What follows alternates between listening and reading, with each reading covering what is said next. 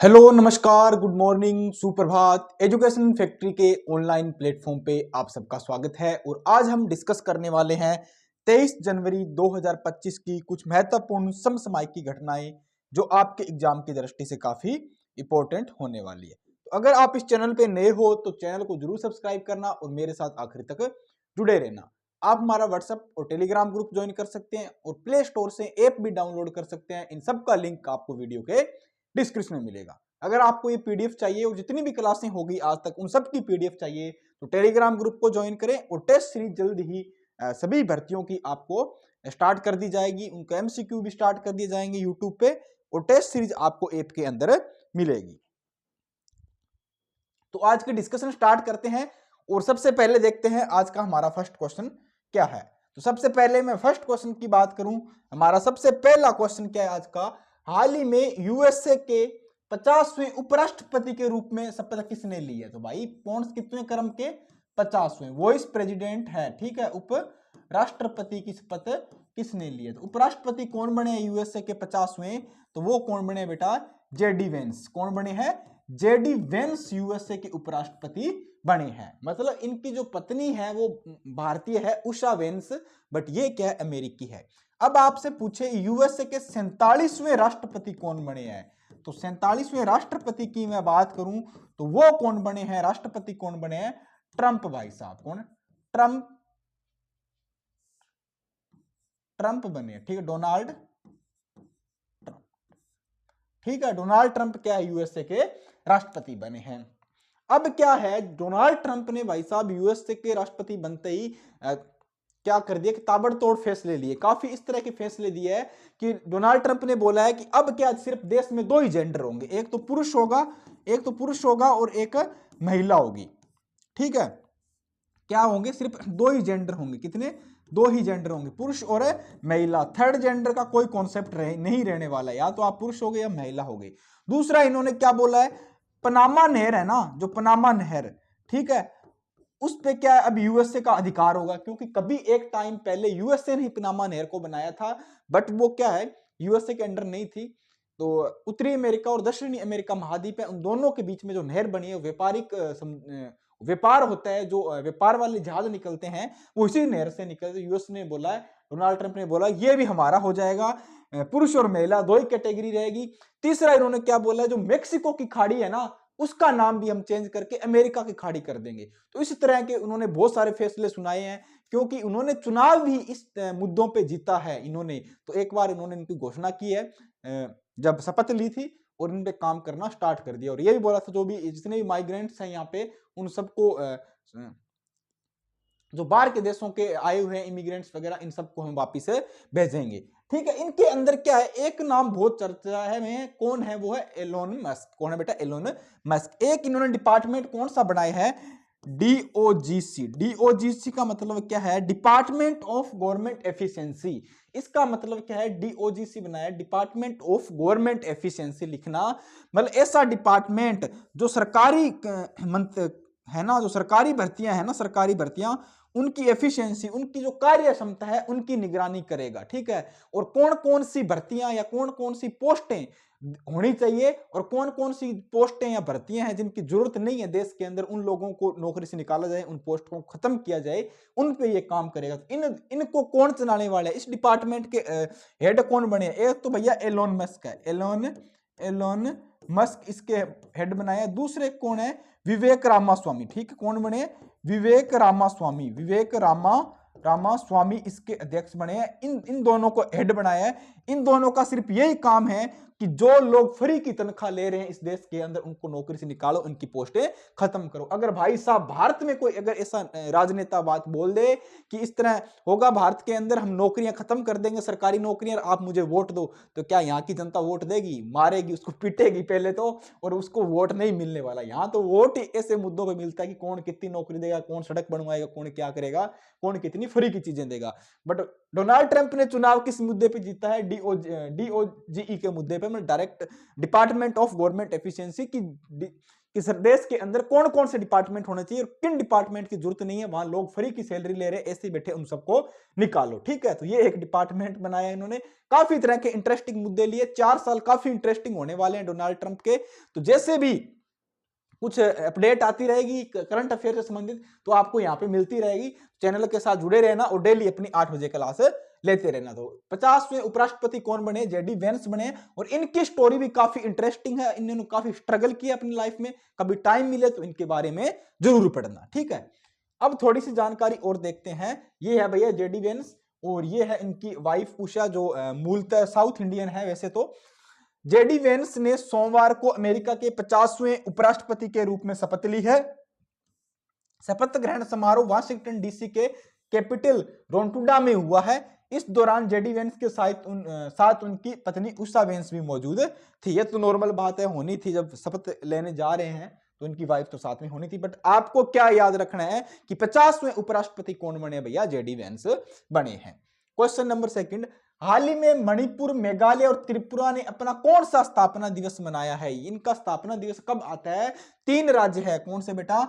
मणिपुर, ठीक है, मणिपुर है एक, तो एक है मेघालय है और एक है त्रिपुरा। ठीक है, त्रिपुरा। इनकी स्थापना कब हुई थी? इनकी स्थापना हुई थी बेटा 21 जनवरी 1972 को इनकी स्थापना हुई। अब मैं 2-3 चीजें आपको और लिखा दूं। अगर कोई सिक्किम की पूछे आपको, सिक्किम की कब हुई थी? तो 1975 में हुई थी। 31 अक्टूबर 2019 को कौन बने थे? जम्मू एंड कश्मीर और क्या बना था बेटा? लद्दाख बना था। ठीक है, लद्दाख बना था। ठीक है, ये भी याद रखना। सन 2000 में कौन कौन से बने थे? सन 2000 में 3 राज्य बने थे। एक तो बना था उत्तराखंड बना था बेटा, यूके बना था, एक छत्तीसगढ़ बना था, एक झारखंड बना था। ठीक है, एक झारखंड बना था। ये 3 राज्य कब बने थे? सन 2000 में बने। उत्तराखंड, छत्तीसगढ़ और झारखंड बने थे। 31 अक्टूबर 2019 को 2 केंद्र शासित प्रदेश बने थे, जम्मू कश्मीर और लद्दाख अलग हुए थे। सिक्किम 1975 में बना था। ठीक है, और मणिपुर, मेघालय, त्रिपुरा, मिजोरम 21 जनवरी 1972 को बने थे। तो राइट आंसर क्या होगा? डी हमारा इसका राइट आंसर होने वाला। देखो पूरा क्वेश्चन, एक क्वेश्चन के साथ आपको मैंने 5 से 6 चीजें एक्स्ट्रा करा दी। चाहे क्वेश्चन यहां से आए, कोई सा भी आए, एग्जाम में आपको आना चाहिए। ठीक है, तो इनके बारे में थोड़ी और जानकारी देखते हैं। पूर्वोत्तर क्षेत्र के पुनर्गठन अधिनियम कब आया था? पूर्वोत्तर क्षेत्र पुनर्गठन अधिनियम आपसे पूछे तो कब आया था? 1971 का अधिनियम है, जिसके तहत मणिपुर, मेघालय और त्रिपुरा को 21 जनवरी 1972 को अलग अलग राज्य का दर्जा मिला था। क्वेश्चन ऐसा भी आ सकता है कि पूर्वोत्तर क्षेत्र पुनर्गठन अधिनियम कब आया था? तो वो आया था बेटा 1971 को आया था। कब आया था? 1971 को आया था।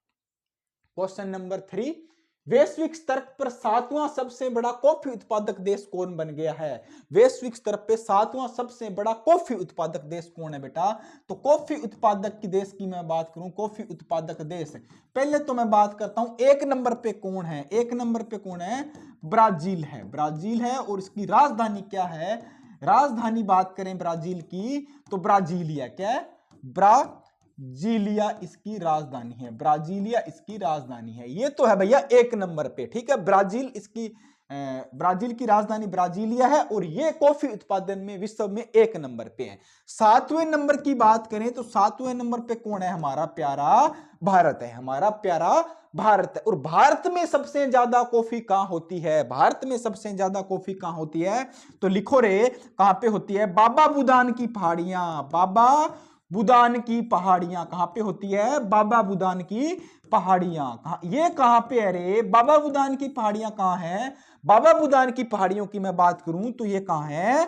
कर्नाटक में। कहां है बेटा? कर्नाटक में। अब देखो, बड़ा क्वेश्चन आए स्वाद नहीं आए तो ठीक है। सबसे ज्यादा कॉफी उत्पादन पूछे तो कौन है? ब्राजील, राजधानी ब्राजीलिया, और भारत का विश्व में 7वां नंबर है। भारत में सबसे ज्यादा कहां होती है? बाबा बुदान की पहाड़ियों पे, जो कहां पे है? कर्नाटक। ऑप्शन ए हमारा राइट आंसर होने वाला है। Option A is the right answer है। अब देखते हैं थोड़ा, भारत अब वैश्विक स्तर पर 7वां सबसे बड़ा कॉफी उत्पादक बन गया। भारत वैश्विक स्तर पर विश्व के अंदर 7वां सबसे बड़ा कॉफी उत्पादक बन गया है, जिसका निर्यात वर्ष 2023-24 की बात करें तो कितना है? 2023-24 में भारत ने कितना कॉफी का निर्यात किया है? 1.29 बिलियन डॉलर तक पहुंच गया। कितना? 1.29 बिलियन डॉलर का भारत ने क्या है, इतना निर्यात किया सिर्फ कॉफी का। इतनी कुछ देशों की तो बेटा जीडीपी मिलेगी आपको, पूरी अर्थव्यवस्था मिलेगी, पूरे साल का टर्नओवर मिलेगा, और भारत ने इतना क्या, सिर्फ कॉफी का बिलियन डॉलर का निर्यात कर दिया। तो अब आप देख सकते हो भारत में कितना कॉफी का उत्पादन हो रहा है। क्वेश्चन नंबर 4 की बात करें, हाल ही में 72 फीट की देश की सबसे ऊंची हनुमान प्रतिमा कहां पे उद्घाटन किया गया है? तो किसकी? 72 फीट की। कितनी? 72 फीट की। किसकी प्रतिमा? हनुमान जी की प्रतिमा। किसकी? हनुमान प्रतिमा कहां पे आई है? हनुमान प्रतिमा कहां पे बनी है? तो हनुमान प्रतिमा की मैं बात करूं, सबसे ऊंची 72 फुट की प्रतिमा की बात करूं, ये भारत के अंदर कहां पे बनी है हनुमान प्रतिमा? तो ये बनी है बेटा, प्रतिमा बनी हमारी बेंगलोर में। कहां पे? बेंगलुरु में। बेंगलुरु कहां पे? अरे कर्नाटक में है क्या? बेंगलुरु कहां है? कमेंट करिया करो साथ के साथ भाई, कमेंट करके बताओ बेंगलुरु कहां है? कर्नाटक में है। ठीक है, अब आपसे 2-3 चीजें मैं और पूछता हूं। स्टेच्यू ऑफ यूनियन कहां पे है? स्टेच्यू ऑफ यूनियन, यही हनुमान जी की फोटो है। कहां पे है? हनुमान प्रतिमा है, ये भी हनुमान प्रतिमा है। कहां पे है? प्रतिमा है। प्रतिमा कहां पे? ये है यूएसए में, अमेरिका में बनी हुई है। देखो हनुमान जी की प्रतिमा कहां है? अमेरिका में बनी है। उसका नाम क्या है? स्टेच्यू ऑफ यूनियन उसका नाम है। क्या है बेटा? स्टेच्यू ऑफ यूनियन उसका नाम है। अब देखो एक statue of trust, statue of trust मतलब विश्वास, ये कहां पे है? स्टेच्यू ऑफ ट्रस्ट लिखो, ये कहां पे है? नाथ द्वारा। कहां पे है? नाथ द्वारा राजस्थान में है। और ये किसकी है? शिव जी की प्रतिमा है। स्टेच्यू ऑफ ट्रस्ट किसकी है बेटा? शिव जी की प्रतिमा है शिव जी की। ठीक है, स्टेच्यू ऑफ ट्रस्ट लिखो, ये कहां पे? नाथ द्वारा राजस्थान में शिव जी की है। Statue of union Hanuman ji की यूएसए में है। और भारत के अंदर 72 फुट की हनुमान प्रतिमा कहां पे बनी है? बेंगलुरु में। तो ऑप्शन ए हमारा राइट आंसर होने वाला है। अब और देखो, स्टेच्यू ऑफ यूनिटी लिखो, स्टेच्यू ऑफ यूनिटी लिखो। ठीक है, यूनिटी कहां पे है? पटेल जी की है, सरदार पटेल जी की फोटो है। चलो मैं आपको लिखाता हूं नेक्स्ट पेज पे। ठीक है, नेक्स्ट पेज पे लिखाता हूं, 2-3 प्रतिमाएं लिखाता हूं मैं आपको। लिखो स्टेच्यू ऑफ यूनिटी। ठीक है, स्टेच्यू ऑफ यूनिटी। ठीक है, यूनिटी ये किसकी है? सरदार पटेल जी की है। पटेल जी की प्रतिमा है। कहां पे है? गुजरात में। ठीक है, कहां पे? गुजरात में बनी है। उसके बाद स्टेच्यू ऑफ पीस कहां पे बनी है? स्टेच्यू ऑफ पीस या शांति की मैं बात करूं तो ये कहां पे है? पाली में है बेटा, राजस्थान। पाली के अंदर क्या है? पाली के अंदर क्या है? राजस्थान के अंदर स्टेच्यू ऑफ पीस बनी है। उसके बाद स्टेच्यू ऑफ इक्विलिटी, क्या है? इक्विलिटी मतलब अंबेडकर जी की है। ठीक है, ये कहां पे है? हैदराबाद में, हैदराबाद में है। ठीक है, स्टेच्यू ऑफ इक्विलिटी। उसके बाद और कौन सी रहेगी? स्टेच्यू ऑफ यूनिटी होगी, पीस होगी, इक्विलिटी होगी। ये 3 मैंने बता दी, 2 मैंने वहां पे आपको पहले बता दी कि स्टेच्यू ऑफ ट्रस्ट नाथ द्वारा है राजस्थान के अंदर, और statue of union Hanuman ji की यूएसए में है। तो ऑप्शन ए हमारा राइट होगा। हनुमान जी की 72 फुट की प्रतिमा भारत के अंदर कहां पे बनी है? तो बेंगलुरु में बनी है। अब इसके बारे में थोड़ी जानकारी देखें। बेंगलुरु कर्नाटक भारत के 19 जनवरी एएनआई उत्तरी बेंगलुरु में एचबीआर लेआउट के कौन सा? कचरा कनहल्ली में स्थित अयोध्या कोंडंडा राम मंदिर। अयोध्या का कौन सा मंदिर है? अयोध्या का कोंडंडा राम मंदिर के विशाल परिसर में देश की सबसे ऊंची हनुमान प्रतिमा स्थापित की गई है, जो 72 फुट प्रतिमा है। यह एक अखंड संरचना है जिसका वजन 480 टन फिट है। कहां पे? 480 टन फिट है। और एक हनुमान जी की ऊंची प्रतिमा पता है कहां पे लगी है? कभी अगर आप जाओ इधर, कहां? शिमला जाओ तो वहां पे अगर आप जाओगे, जो जाखू टेम्पल है, वहां पे भी हनुमान जी की एक काफी इस तरह खड़ी हुई मूर्ति लगी है, स्टेच्यू बना हुआ है, वो भी काफी ऊंचा है। बट ये देश की सबसे ऊंची है। कितनी? हनुमान जी की है ना, जो देश की क्या है बेटा? सबसे ऊंची। और कितने फिट है? 72 फीट ऊंची प्रतिमा है बेंगलुरु में। हनुमान जी की सबसे ऊंची प्रतिमा यहाँ पे ही लगी है। मोहि संकट हरो दुख दूर करो बजरंग बली। ठीक है, तो भैया बजरंग बली की प्रतिमा भी अब लग चुकी है। बजरंग बली के भगत हैं जो भी, वो क्या हो जाओ, सारे खुश हो जाओ। देखो आपके बाबा की प्रतिमा लग गई है। चलते हैं नेक्स्ट क्वेश्चन। हाल ही में चर्चा में रही परल्य मिसाइल किस तरह की मिसाइल है? अब परल्य मिसाइल किस तरह की मिसाइल है? अब मिसाइलें दो तीन तरह की होती है। एक तो होती है सतह से हवा, मतलब जो सतह से चलेगी और हवा में जाके क्या है, टारगेट को डिस्ट्रॉय करेगी। एक तो होगी सतह से हवा। दूसरी क्या होती है, सतह से सतह, मतलब सरफेस टू सरफेस, जमीन पे सरफेस पे चलेगी और सरफेस पे उस टारगेट को क्या है, टारगेट को पकड़ेगी और उसको डिस्ट्रॉय करेगी। तीसरी क्या होती है, हवा से सतह, मतलब हवा से चलेगी और सतह पे आके, जमीन पे आके टारगेट को मारने वाली है। एक होती है हवा से हवा, मतलब हवा में चलेगी और हवा में टारगेट को क्या है, डिस्ट्रॉय करेगी। इस तरह की क्या तीन चार तरह की मिसाइलें होती है। अब एक कौन सी मिसाइल सबसे ज्यादा अभी चर्चा में आई है, परल्य मिसाइल है। ये कौन सी बेटा, परल्य मिसाइल। ये किस तरह की मिसाइल है, ये सतह से सतह मिसाइल है, सतह से सतह मिसाइल है। अब ये चर्चा में क्यों आई है, ये क्या है, स्वदेशी निर्मित मिसाइल है, स्वदेशी निर्मित मिसाइल है। ठीक है, मतलब भारत ने बनाई है, भारत के द्वारा बनी हुई मिसाइल स्वदेशी निर्मित मिसाइल है। ठीक है, चर्चा में आने का कारण क्या है, अभी आपको पता है गणतंत्र दिवस आ रहा है, हमारी 26 जनवरी आ रही है। तो 26 जनवरी की जो परेड होने वाली है वहां पे राजपथ पे, हमारी वहां पे इंडिया गेट के पास, तो उसमें इस मिसाइल को क्या शामिल किया गया है आर्मी द्वारा। ठीक है, तो सतह से सतह में मार करने वाली मिसाइल को, इसका निर्माण किसने किया था, डीआरडीओ ने किया था। डीआरडीओ की स्थापना कब हुई, 1958 में हुई थी। डीआरडीओ के अध्यक्ष कौन है, डीआरडीओ के अध्यक्ष कौन है, अध्यक्ष कौन है, डॉक्टर बेटा कौन है रे, डीआरडीओ के अध्यक्ष, अध्यक्ष कौन है, डीआरडीओ के अध्यक्ष कौन है, doctor Sameer V Kamat, doctor Sameer V Kamat. ठीक है, डॉक्टर समीर वी कामत क्या है, डीआरडीओ के अध्यक्ष है। ठीक है, अब क्वेश्चन कैसा भी आए, डीआरडीओ का आए, कब स्थापना हुई, अध्यक्ष कौन, डॉक्टर समीर वी कामत, ये किस तरह की मिसाइल है, सतह सतह मिसाइल है, चर्चा में क्यों आई, 26 जनवरी की परेड में इसको शामिल किया गया, डीआरडीओ ने इसको बनाया है। तो ऑप्शन क्या होगा, बी हमारा राइट आंसर होने वाला, option B is the right answer. अब देखते हैं इसके बारे में थोड़ी जानकारी।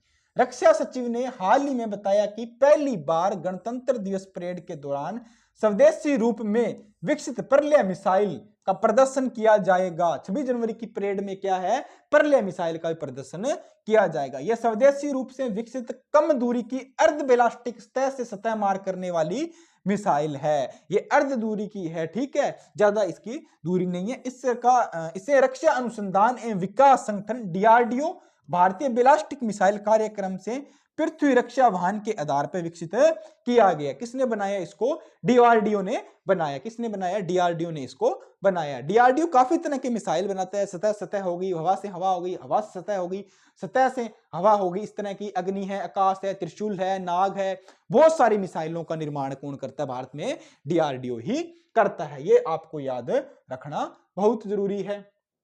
अब देखते हैं, पहले इंटरनेशनल ओलंपिक रिसर्च कॉन्फ्रेंस का आयोजन कहां पे किया जा रहा है, किसका आयोजन की बात हो रही है बेटा, इंटरनेशनल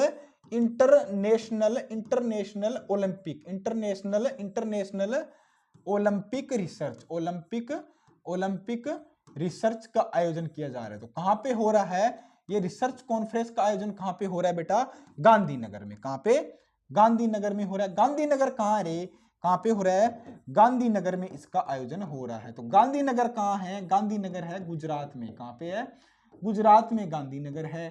ठीक है, गुजरात में क्या है, गांधीनगर है।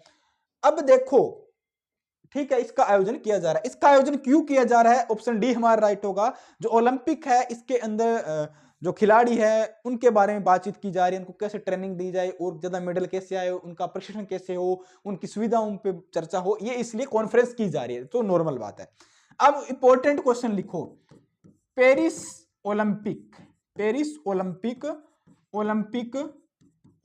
2024 में भारत ने कितने मेडल जीते, 2024 में भारत ने कितने मिले, 015, मतलब 6 मेडल जीते थे। कितने मेडल, 6 मेडल जीते थे। कितने मेडल बेटा, 6 मेडल। ये 0 मतलब क्या है, गोल्ड है, एक सिल्वर है, एक 5 है, 6 मेडल।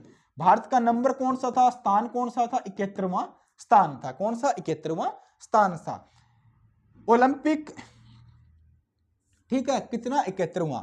और पैरा ओलंपिक की बात करूं, पैरा ओलंपिक की बात करते हैं अपने, तो पैरा ओलंपिक में भारत ने कितने जीते थे, पैरा ओलंपिक में भारत ने 7 + 9 + 13 मतलब कितने हो गए रे, 29 मेडल जीते थे, 29। और भारत का स्थान कौन सा था, वहां पे भारत का स्थान 18वां स्थान था। कौन था, 18वां स्थान था। यहाँ पे पैरा ओलंपिक में भारत ने कितने जीते, ये गोल्ड है, सिल्वर है, कांस्य है, 7 + 9 + 13 29 जीते थे, 18वां स्थान। या 0 + 1 + 5 6 71वें स्थान पे भारत रहा था। अब आप देख सकते हो 121 करोड़ की आबादी में, 125 करोड़ की आबादी में, जहां 56 इंच के सीने वाले प्रधानमंत्री जी बात करते हैं, वहां देख लो उस देश का क्या हालत है, खेल के अंदर कितने मेडल जीत के लाया है। ठीक है, और छोटे छोटे देश की मैं बात करूं, ऑस्ट्रेलिया है, इटली है, ऐसे देश क्या है भाई साहब, अच्छे खासे मेडल जीत के ला रहे हैं। ठीक है, और अपने इस बार एक गोल्ड भी नहीं आया, इससे पिछली बार एक गोल्ड आया, इस बार 0 गोल्ड पे आया था। कितना, 0 गोल्ड मिला था। बट जो भी है, पहले international Olympic research conference, international Olympic research conference का आयोजन 27 से 30 जनवरी 2025 तक गुजरात के गांधीनगर में किया जाएगा। ठीक है, इस कार्यक्रम का उद्देश्य ओलंपिक अध्यक्ष के शोधकर्ताओं और विशेषज्ञों को एक साथ लाना है, ताकि इस क्षेत्र में समकालीन रुझान, चुनौतियां और अवसरों पर चर्चा की जाए। जो भी चुनौतियां हमारे देश के अंदर खिलाड़ियों की है, और ओलंपिक के अंदर जो भी चुनौतियां होती है, इन सबको रिजोल्व किया जाए, इस पे काम किया जाए और अच्छे प्रदर्शन की तरफ बढ़ा जाए। इसलिए आयोजन किया जा रहा है गांधीनगर के अंदर। क्वेश्चन नंबर 7, एंटी लॉकर किस मंत्रालय के तहत विकसित किया गया। अब क्या है बेटा, एक नाम आया है एंटी लॉकर। क्या, एंटी लॉकर। आपने सब लोगों ने डिजी लॉकर तो सुना होगा, डिजी लॉकर सबने सुना है ना, डिजी लॉकर सुना है सबने। डिजी लॉकर क्या है, डॉक्यूमेंट से संबंधित है। मतलब इसमें क्या है कि अपन सरकारी पोर्टल है, इसमें क्या है कि अपन अपने डॉक्यूमेंट रख सकते हैं डिजी लॉकर में। इसी तरह एक बना एंटिटी लॉकर। क्या बना बेटा, एंटिटी लॉकर। इसमें क्या है, ये बिजनेस से संबंधित है। किससे बेटा, बिजनेस से, बिजनेस डॉक्यूमेंट से संबंधित है, डॉक्यूमेंट से, बिजनेस डॉक्यूमेंट से संबंधित। जो कैंडिडेट, जो लोग बिजनेस करते हैं, व्यापार करते हैं, उद्यमिता है, व्यापारी है, वो अपने डॉक्यूमेंट वगैरह यहां सुरक्षित रख सकते हैं। किसमें, एंटिटी लॉकर में। किसमें बेटा, एंटिटी लॉकर। सरकार ने ये जारी किया है, भारत सरकार ने। और भारत सरकार का कौन सा मंत्रालय है, इलेक्ट्रॉनिक्स ने आईटी मंत्रालय। कौन सा बेटा, इलेक्ट्रॉनिक्स एंड आईटी मंत्रालय ने ये एंटिटी लॉकर जारी किया है। जिस तरह डिजी लॉकर था जिसमें अपन डॉक्यूमेंट रखते थे, इसके अंदर क्या रखेंगे, बिजनेस के डॉक्यूमेंट रख सकते हैं। इसलिए किसने जारी किया इसको, इलेक्ट्रॉनिक्स एंड आईटी मंत्रालय ने। शिक्षा मंत्री कौन है बताओ, कमेंट करके बताओ, भारत के शिक्षा मंत्री कौन है। देखते हैं आप कितना पढ़ते हो, ये क्वेश्चन आपको बताना है, भारत के शिक्षा मंत्री कौन है। ठीक है, गृह मंत्री आपको पता होगा, अमित शाह जी है। वित्त मंत्री कौन है, निर्मला सीतारमण है। आपको बताना है कि भारत के शिक्षा मंत्री कौन है। देखो, हर सब कुछ मोदी जी नहीं हो सकते, तो आपको बताना है भारत के शिक्षा मंत्री कौन है। ठीक है, कमेंट जरूर करना, मैं देखता हूं कमेंट सबके देखे जाते हैं एक एक के। इलेक्ट्रॉनिक्स एंड आईटी मंत्रालय के राष्ट्रीय ई गवर्नेंस प्रभाव को एंटिटी लॉकर मानकर एक सुरक्षित क्लाउड आधारित समाधान विकसित किया गया है, जो विभिन्न संस्थाओं के लिए एक साथ एकीकरण, सहमति आधार, सुरक्षित शेयरिंग और कानूनी रूप से मान्य डिजिटल हस्ताक्षरों की सुविधा प्रदान करेगा। इसमें क्या है, आप बिजनेस से संबंधित और ये सब अपने डॉक्यूमेंट वगैरह रख सकते हो। आप अपने कानूनी रूप से आपको क्या है, इस पे डिजिटल हस्ताक्षर भी हो जाएंगे, तो उसकी भी सुविधा आपको यहाँ पे प्रदान की जाएगी। तो किसने जारी किया, इलेक्ट्रॉनिक्स एंड आईटी मंत्रालय ने यह सुविधा जारी की है। क्वेश्चन नंबर 8 की बात करें, तीसरे राष्ट्रीय खनन मंत्रियों के सम्मेलन के दौरान किस राज्य ने 2022-23 में सबसे अधिक नीलामी आयोजित करने में उत्कृष्ट योगदान के लिए प्रथम स्थान प्राप्त किया है। तो अब बात करते हैं जो खनन सम्मेलन, राष्ट्रीय खनन सम्मेलन कहां पे हुआ है। पहले तो मैं बात करूं राष्ट्रीय खनन सम्मेलन की। ठीक है, खनन सम्मेलन कहां पे हुआ है, राष्ट्रीय खनन सम्मेलन कहां पे हुआ है। यह सम्मेलन कहां पे हुआ बेटा, उड़ीसा के अंदर। कहां पे हुआ है, ओडिशा के अंदर, ओडिशा के अंदर हुआ है। ठीक है, ओडिशा में कहां पे, पोखरण के अंदर। ओडिशा में कहां पे, पोखरण। पोखरण में क्या है, पोखरण में क्या है, सूर्य मंदिर है, इसको हम ब्लैक पगोड़ा बोलते हैं। पोखरण में क्या है, उड़ीसा में पोखरण, क्या कहां पे, पोखरण, जहां पे क्या है, सूर्य मंदिर है। और सूर्य मंदिर को अपन क्या बोलते हैं, ब्लैक पगोड़ा बोलते हैं। क्या बेटा, ब्लैक पकोड़ा नहीं रे, पगोड़ा, ब्लैक पकोड़ा नहीं बोलना, black pagoda, black pagoda, pagoda, black pagoda बोला जाता है। ठीक है, पकोड़े नहीं है। ठीक है, ब्लैक पगोडा बोलते हैं। इसका निर्माण किसने कराया था? तो नंद वंश के जो शासक थे नरसिंह देव फर्स्ट ने कराया। निर्माण किसने कराया ये लिख लो, क्वेश्चन काफी बार एग्जाम में था, याद आ गया तो मैंने लिखा दिया। इसका निर्माण किसने कराया? नंद वंश के शासक, नंद वंश के शासक कौन थे? नरसिंह देव। कौन बेटा?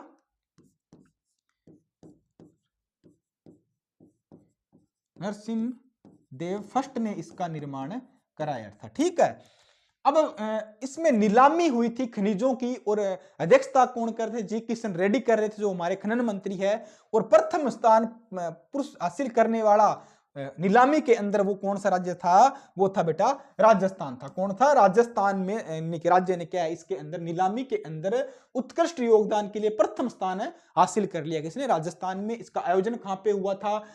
उड़ीसा के अंदर, उड़ीसा पोखरण, जहां याद रखना सूर्य मंदिर है, बिल्कुल ब्लैक पकोड़ा बोलते हैं। ब्लैक पकोड़ा इसका निर्माण नंदवंश के शासक नरसिंह देव फर्स्ट ने करवाया था। यह चीज आपको याद रखनी है। और पहला राज्य कौन हो गया? राजस्थान हो गया, उसमें प्रथम स्थान हासिल करने वाला नीलामी के अंदर है। अब देखें थोड़ी जानकारी। तीसरा राष्ट्रीय खनन मंत्रियों का सम्मेलन, ठीक है, 21 जनवरी 2025 को आयोजित उड़ीसा के पोखरण में आयोजित हुआ। इसमें प्रमुख खनिजों के खनन पर चर्चा हुई, जिसका उद्देश्य खनिज में आत्मनिर्भरता, टिकाऊ को बढ़ावा देना है। खनिज को ज्यादा से ज्यादा इसका व्यापार हो, इसमें आत्मनिर्भरता हो, इसलिए किया गया था। कोयला और खान मंत्री जी किशन रेड्डी ने इसका उद्घाटन किया। हमारे कोयला और खान मंत्री कौन है? जी किशन रेड्डी जी, इन्होंने इसका उद्घाटन किया। राजस्थान 2023-24 में सबसे अधिक नीलामी आयोजित करने के लिए प्रथम स्थान प्राप्त किया और मध्य प्रदेश ने क्या है? दूसरा स्थान प्राप्त किया। पहले स्थान पे कौन है? राजस्थान है। फर्स्ट स्थान पे कौन है बेटा? राजस्थान है। सेकंड नंबर पे कौन है? हमारा एमपी है। ठीक है, फर्स्ट स्थान पे कौन है? राजस्थान। और सेकंड नंबर पे कौन है? मध्य प्रदेश रहा है। ठीक है, सेकंड नंबर पे कौन है? फर्स्ट स्थान पे कौन है? याद रख लेना, फर्स्ट स्थान पे कौन है? राजस्थान है। और सेकंड नंबर पे कौन है? एमपी है। ये कौन सा है? तीसरा था। पहले वाला कब हुआ था? फर्स्ट सम्मेलन कहां पे हुआ था? फर्स्ट सम्मेलन कहां पे हुआ? लिखो रे, हैदराबाद। याद रख लेना, हैदराबाद। सेकंड सम्मेलन कहां पे हुआ था? सेकंड सम्मेलन कहां पे हुआ था? भोपाल में हुआ था। ठीक है, भोपाल। और तीसरा कहां पे हुआ है? पोखरण में, उड़ीसा के अंदर हुआ। ये चीज भी मैं आपको लिखा दी। अब क्वेश्चन कैसा भी आए यहां से ही आएगा और आपका छूटना नहीं चाहिए। ठीक है, गलत नहीं होने की। अभी हाल ही में लेन देन में धोखाधड़ी को रोकने के लिए आरबीआई ने अन्य बैंकों व विनिमय संस्थाओं को किस नंबर पर श्रृंखला पे कॉल करने के निर्देश दिए? आपको पता है देश के अंदर आजकल लेन देन के अंदर काफी धोखाधड़ी हो रही है, साइबर क्राइम बढ़ रहे हैं, फ्रॉड कॉल्स आती है, तो लोग इस चीज में शिकार हो जाते हैं। तो इसके लिए धोखाधड़ी को रोकने के लिए कौन सा नंबर आरबीआई ने जारी किया है? तो उसकी बात करते हैं, वो है 1600, ऑप्शन ए राइट के, इस पे आप कॉल करो। अब आरबीआई के अध्यक्ष कौन है? आरबीआई के अध्यक्ष कौन बने हैं बेटा? नए बने। आरबीआई के अध्यक्ष कौन बने हैं? नए बने हैं। वो कौन है? संजय महलोत्रा। कौन है? संजय महलोत्रा। ठीक है, महलोत्रा। ठीक है, इसके नए अध्यक्ष बने हैं। आरबीआई की स्थापना की बात करते हैं। स्थापना कब हुई थी आरबीआई की स्थापना? आरबीआई की स्थापना की मैं बात करूं तो 1 अप्रैल 1935 में आरबीआई की स्थापना हुई थी। कमीशन कौन सा था? हिल्टन यंग आयोग कमीशन था। हिल्टन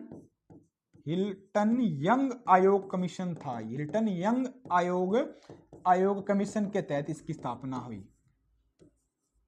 ठीक है, ये भी चीज आपको याद रखनी है। क्वेश्चन देखो, आरबीआई से संबंधित पूरा हो गया। हिल्टन यंग आयोग कमीशन था, स्थापना 1 अप्रैल 1935 में हुई। अध्यक्ष कौन? संजय सिंह जी मल्होत्रा। इससे पहले कौन थे? शक्तिकांत दास थे। तो आरबीआई ने क्या बोला कि आप 1600 डायल करो अगर आपके साथ धोखाधड़ी होती है तो। अब देखो, 2-3 चीजें और लिखा दूं अगर आप बोलो तो। ठीक है, लोकपथ ऐप किसने किया है? एमपी ने किया है। ठीक है, और सेबी ने कौन सा किया है? बताओ। सेबी हो गया, आरबीआई हो गई। ये क्या है? टाइम टू टाइम से चुनाव आयोग है अपने ऐप लॉन्च करती रहती है, बट उसको क्या अपन एक दिन अलग से पूरा पढ़ेंगे। ठीक है, अब देखते हैं थोड़ा। आरबीआई रिजर्व बैंक ने वित्तीय धोखाधड़ी से निपटने के लिए संस्थाओं को 1600 और नंबर सीरीज ट्रांजैक्शन कॉल और 140 प्रचारात्मक कॉल्स के लिए उपयोग करने का निर्देश दिया है। इसका पहल उद्देश्य डिजिटल लेन देन में सुरक्षा को बढ़ाना है। बैंकों को अपने ग्राहक डेटाबेस की निगरानी को अपडेट करनी है हो और रद्द किए गए नंबरों की पहचान उनको हटाना है। मतलब 1600 नंबर डायल करोगे आप 1600 सीरीज वाली तो बैंकों में लेन देन का निपटारा होगा, और 1400 वाली सीरीज डायल करोगे तो प्रचारात्मक मतलब नॉर्मल जो कॉल होती है, आपको कुछ प्रॉब्लम है उसके बारे में आप इसको सॉल्यूशन ले सकते हो। तो ये किसने जारी किया है? आरबीआई ने 1600 नंबर जारी किया है। अगर आपके पास ऑनलाइन लेन देन में धोखाधड़ी होती है तो आप इस पे शिकायत कर सकते हो। ठीक है, ये आरबीआई का लोगो है जिसपे एक शेर है और एक ताड़ का वृक्ष लगा हुआ है। ठीक है, चलते हैं नेक्स्ट क्वेश्चन। क्वेश्चन नंबर 10 क्या है हमारा?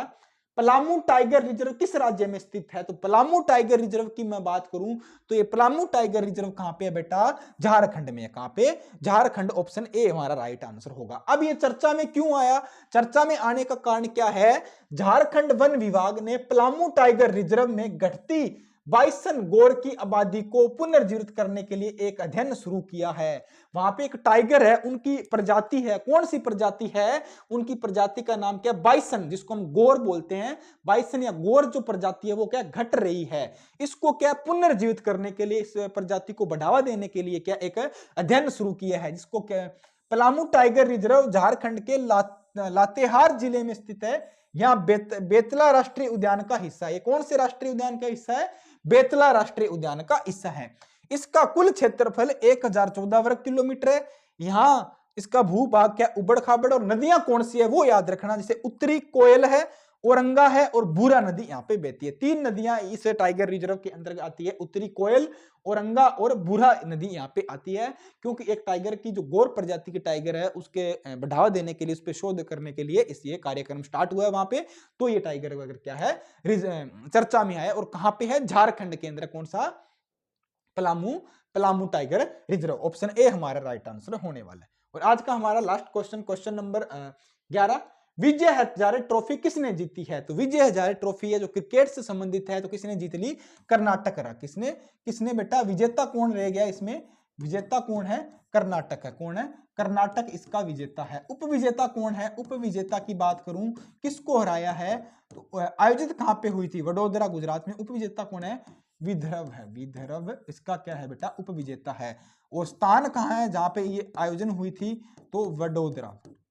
वडोदरा में ये इसका, वडोदरा गुजरात में इसका आयोजन किया जा रहा था। कहां पे? गुजरात में इसका आयोजन किया जा रहा था। ठीक है, गुजरात में इसका आयोजन किया जा रहा था। ठीक है, गुजरात में। भाई साहब राइटिंग कब सुंदर होगी।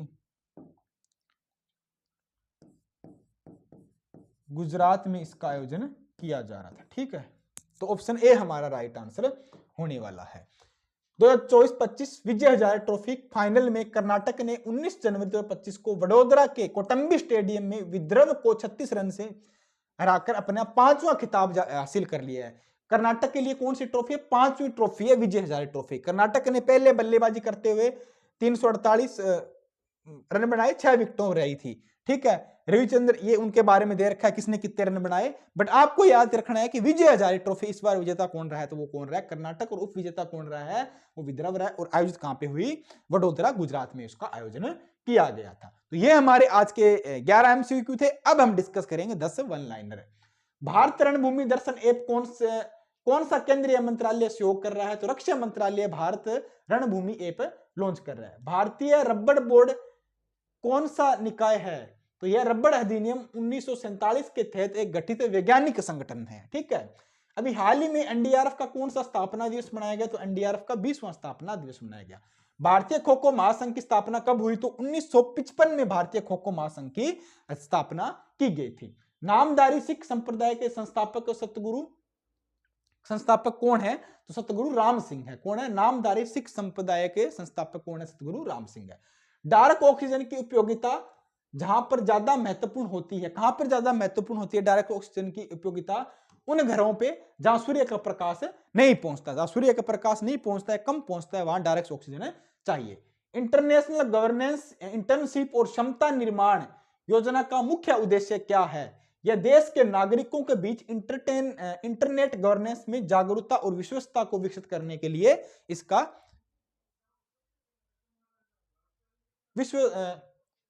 विशेषता विकसित करना है। ठीक है, यह देश के नागरिकों के बीच में इंटरनेट गवर्नेंस के बारे में क्या जागरूकता पैदा करने का इसका थीम है। रमन अनुसंधान संस्था की स्थापना कब हुई? तो 1948 में क्या है? रमन अनुसंधान संस्था की स्थापना हुई थी। अभी हाल ही में डोनाल्ड ट्रंप ने अमेरिका के कौन से राष्ट्रपति के रूप में शपथ ली है? तो 47वें राष्ट्रपति के रूप में शपथ ली है। नवीन और नवीनीकरण ऊर्जा मंत्रालय के सचिव के रूप में अतिरिक्त कार्यभार किसने संभाला है? तो निधि खरे ने क्या है, नवीन और नवीनीकरण ऊर्जा मंत्रालय के सचिव के रूप में कार्यभार संभाला है। तो ये हमारे आज के क्या थे, 11 एमसीक्यू और 10 वन लाइनर थे। और आज के लिए आपका क्वेश्चन है, क्वेश्चन ऑफ द डे क्या है, वर्तमान में भारत के विदेश मंत्री कौन है? ये क्वेश्चन आपको कमेंट करके बताना है, कौन है भारत के विदेश मंत्री। तो आज के लिए इतना ही, कल फिर मिलते हैं। नोट्स वगैरह बनाते रहे, पीडीएफ टेलीग्राम ग्रुप में बनेगी, सुबह 8 बजे डेली आपको क्लास मिलती रहेगी। तो हमारे साथ जुड़े रहें। जय हिंद, धन्यवाद।